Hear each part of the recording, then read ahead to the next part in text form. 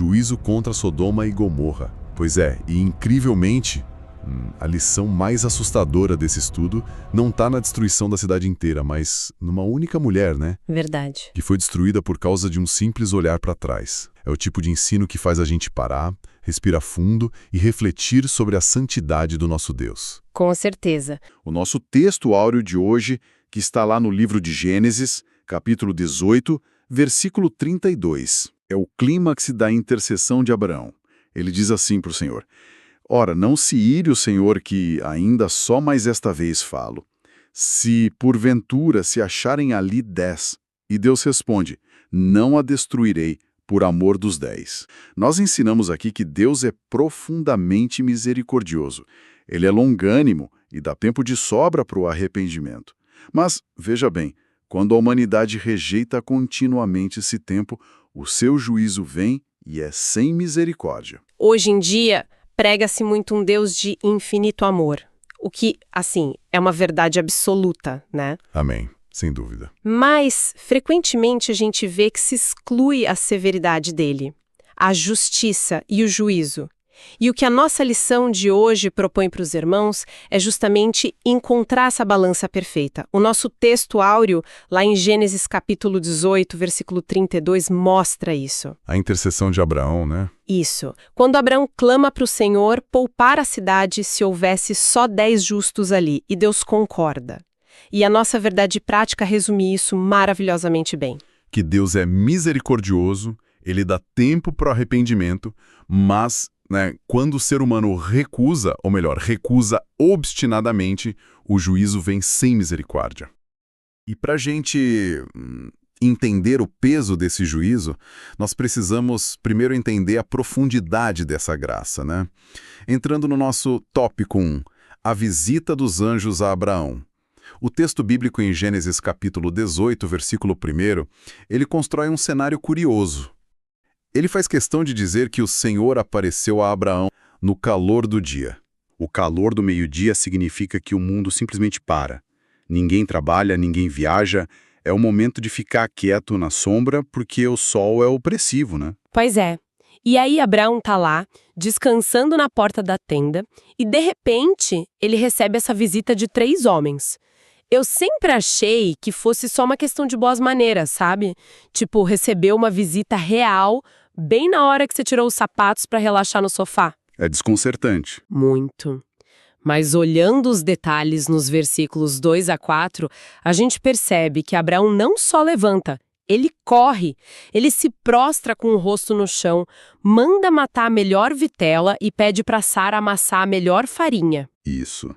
E eu quero focar muito nisso agora com os irmãos, porque a hospitalidade no deserto não era uma simples etiqueta social. Era uma aliança de vida ou morte. Salvação de quem estava viajando, né? Exatamente.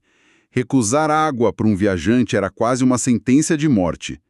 Abraão se torna um guardião da vida, e ao dar o seu melhor, sem murmuração, naquele calor insuportável, ele transforma um momento de maior exaustão do dia em um palco para a revelação divina. No versículo 10, Deus faz aquela pergunta que muda tudo. Onde está Sara? E ele diz que no ano seguinte ela teria um filho. E aí acontece aquilo, né? Sara ri. Pois é, o famoso riso de Sara. E aqui, por que esse riso de Sara não atrai um juízo fulminante de Deus? Sendo que mais tarde o olhar da mulher de Ló custa a vida dela. Olha, essa distinção é fundamental para os irmãos entenderem o caráter de Deus. O riso de Sara, lá no versículo 12, não foi zombaria. Não foi escárnio contra Deus. Foi mais uma limitação humana, né? Exatamente. Foi incredulidade física. Ela olhou para o próprio corpo, já desgastado, olhou para Abraão e... a biologia falou mais alto que a teologia naquele milissegundo. Ela pensou como isso é possível. A biologia gritou, né? Gritou. É a nossa limitação esbarrando no sobrenatural de Deus. Ele repreende, sim, o versículo 14 é claro. Haveria coisa alguma difícil ao Senhor? Deus enxerga o coração, sabe? Ele vê a fé ali, no fundo, escondida sob aquela fragilidade. A graça suporta a nossa dúvida momentânea. Já a esposa de Ló... O caso dela é diferente. Muito diferente. Não foi fragilidade, foi rebeldia consciente, foi amar o pecado depois de já ter sido resgatada. São posturas completamente opostas. Que maravilha, gente, como congregação poder entender isso. A graça supera a dúvida quando o coração ainda é de Deus. Mas, seguindo a lição no tópico 2, o clima muda rápido, né? Muda, escurece. Deus decide anunciar a Abraão o juízo sobre Sodoma e Gomorra. E a primeira coisa que eu penso é como Ló, que andava com Abraão, foi parar lá, num lugar tão terrível. Isso é uma reflexão muito séria sobre escolhas para nós irmãos. Se a gente voltar uns capítulos, a gente lembra que Abraão deixou Ló escolher as terras. E ele escolheu pelo olho, né? Foi uma escolha estritamente visual. Viu a grama verde, mas ficou cego espiritualmente para a iniquidade de Sodoma. Ele foi flertando com a cultura, armando a tenda cada vez mais perto, até que, bom, eles já estavam morando lá dentro e assentado à porta da cidade. O que mostra que ele já era uma autoridade lá, né? Exatamente, já tinha se misturado totalmente. É o perigo de andar só pelo que os olhos da carne veem. Mas voltando a Gênesis 18, versículo 21, tem um detalhe teológico muito profundo. O Senhor diz, e eu cito, descerei agora e verei se com efeito tem praticado segundo o seu clamor. Peraí, Deus é onisciente, ele sabe de tudo antes de acontecer. Por que o Criador do universo precisa descer para investigar? Não soa como um teatro? Essa é uma das perguntas mais bonitas dessa passagem. E a resposta é não, não é teatro. A teologia chama isso de linguagem antropomórfica. Explica isso para os irmãos. É quando Deus adota palavras ou ações humanas para nos ensinar uma lição. Ao dizer que vai descer e ver, ele está mostrando que o juízo dele não é por impulso. Olha só. Deus não destrói com base em fofoca. Ele estabelece um processo legal celestial. Sabe, ele está provando para Abraão e para nós que a condenação divina é sempre baseada em fatos inegáveis. A santidade dele exige essa justiça. É o Deus justo em toda a sua essência. E é por conhecer essa justiça que Abraão entra num dos momentos mais comoventes da Bíblia, a intercessão na brecha pelos justos. Lindo demais. Ele não cruza os braços e diz, bom, bem feito para Sodoma. Ele começa a negociar. E se tiver 50, e 45, e 30, e 20, e 10? Ele vai diminuindo. Vai diminuindo. Mas a minha dúvida é por que ele parou no 10. Ele podia ter pedido, Senhor, se tiver só um, por amor a Ló. Por que parar em 10? Então, tem um contexto cultural e religioso muito forte aí. No pensamento do Antigo Oriente, 10 era o número mínimo para formar uma congregação, um núcleo comunitário aceitável. Ah, entendi. E Abraão provavelmente fez as contas, né? Ele pensou, Ló, a esposa, as filhas, os genros. Ló deve ter pelo menos evangelizado a própria família, né? Nossa, tem que ter 10. Pelo menos 10. Ele parou no limite lógico de uma família. E a grande tragédia é que Sodoma estava tão apodrecida que não tinha nem 10. Misericórdia. A intercessão vai até o limite, mas a corrupção do homem pode ser total, né? E a gente vê isso na mesma noite quando os anjos chegam. A cena é perturbadora. Muito. A Bíblia relata no capítulo 19 que a casa de Ló é cercada por jovens e velhos, todos com intenções promíscuas e violentas contra os visitantes. A degradação era sistêmica. Os anjos precisam ferir a multidão de cegueira para salvar a família. E assim a gente entra no nosso tópico 3, a destruição de Sodoma e Gomorra. O momento mais dramático. O dia amanhece e a terra queima. O autor de Hebreus, no capítulo 12, avisa que devemos servir a Deus com temor, porque nosso Deus é um fogo consumidor. Fogo consumidor. Só que no meio da fuga, a esposa de Ló faz algo que marca a história para sempre.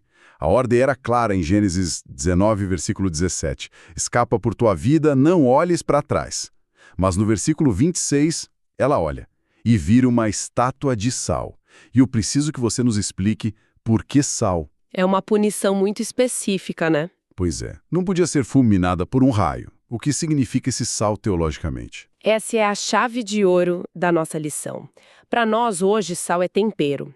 Mas na cultura deles, o sal significava desolação permanente, esterilidade. O juízo sobre Sodoma foi de sal e enxofre.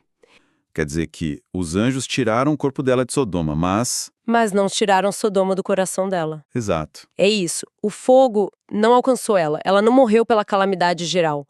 Ela morreu por um ato direto de desobediência à palavra de Deus. Ela amou mais o mundo que estava queimando do que a salvação. É por isso que Jesus, em Lucas 17, dá aquele aviso curtíssimo, de 5 palavras. Lembrai-vos da mulher de Ló. Isso. Ela é um monumento histórico. Não dá para brincar de seguir a Deus se o coração está ancorado lá atrás. E trazendo isso para nossa vida, para o nosso dia a dia como igreja, a gente pode facilmente julgar Sodoma e esquecer que fomos chamados para fora do mundo também, né? Com certeza. O apóstolo Paulo foi muito firme escrevendo aos Colossenses, no capítulo 3, versículos 1 e 2. Ele diz assim: portanto, se já ressuscitastes com Cristo, buscai as coisas que são de cima. Pensai nas coisas que são de cima e não nas que são da terra. Nosso coração não pode ser dividido, irmãos. Amém. É isso mesmo. A grande lição é entender o caráter imutável de Deus. Ele suporta a nossa dúvida quando o coração está nele. Porque a benignidade dele dura para sempre, né? Dura para sempre. Deus deu tempo para Sodoma, mas a longanimidade dele tem limite por causa da santidade. A zombaria selou o destino deles. A justiça divina não tolera a desobediência consciente. É um alerta para nós todos os dias. A cruz do Calvário prova o amor, mas também prova que o pecado tem um preço altíssimo e exige juízo. Não tem salvação sem arrependimento. Perfeito. Não tem como ir para o céu olhando com saudade para a vida velha. Então, vamos lá. Com a palavra de Deus aberta, vamos revisar os pontos principais. Primeira pergunta, irmãos. Como tudo começa no capítulo 18 de Gênesis? Isso mesmo! O próprio Deus visita o seu servo. Que intimidade gloriosa! Vamos para a segunda pergunta. O que significa a expressão bíblica aquecido o dia? Exato, no calor mais forte. Em um horário improvável, Deus quebra a rotina para encontrar Abraão. A lição aqui é clara. Nosso Deus não está preso ao nosso tempo ou às nossas limitações. Terceira pergunta. A promessa divina é feita, mas qual foi a reação de Sara? Ela riu, mas não foi de zombaria, e sim de incredulidade diante do impossível para o homem. Mas a resposta de Deus é uma pergunta que ecoa até hoje. Glória a Deus! Mesmo com nossas dúvidas, Ele é fiel para cumprir o seu propósito em nós. Agora, a lição muda de tom. Pergunta 4. Qual é a consequência final do pecado? A destruição e a morte. É uma verdade dura, mas bíblica, irmãos. O pecado de Sodoma clamava. Mas vejam o coração de um intercessor. Abraão não desiste. Ele clama por misericórdia. Isso nos mostra que Deus nos convida a interceder, a clamar por este mundo. Quinta e última pergunta. Um alerta para a igreja. O que aconteceu com a mulher de Ló? A ordem do anjo foi muito clara. Não olhe para trás. A salvação exigia obediência total. Mas o coração dela estava dividido, preso às coisas de Sodoma. E ela desobedeceu. Um testemunho terrível. Ela não foi destruída pelo fogo, mas sim pela sua desobediência. A lição para nós é: não olhe para trás. Nosso foco está em Cristo, nas coisas do alto. A misericórdia de Deus é grande, mas seu juízo é certo. Ele é amor, mas também é justiça, um fogo consumidor. Sirvamos a Ele com temor e tremor. Então, a pergunta final é para cada um de nós. Onde está o nosso coração? Meditemos nisso.